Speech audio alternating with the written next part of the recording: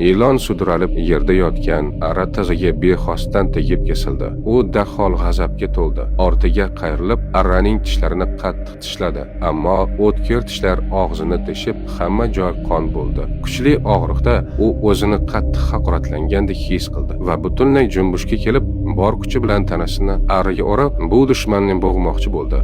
Natija oldindan ma'lum edi. U qanchalik qattiq siqqan sayin tishlar shunchalik chuqur bo'ldi. Oxirida tanasi tig' bilan butunlay kesildi. Psixologiyada buni yovvoyi ot effekti deyishadi.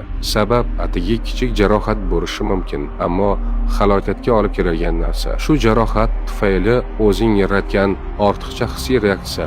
O'sha ilon hech tushunmay o'ldi. Uni aslida o'ldirgan narsa qimirlamay yotgan arra emas, balki o'zining nazoratsiz boshqarilmagan hissiyotlari edi. Shuning uchun bu hayotda eng qiyin narsa boshqani kechirish emas, g'azabda o'zini jarohatlaydigan menni qo'yib yuborishni o'rganishdir.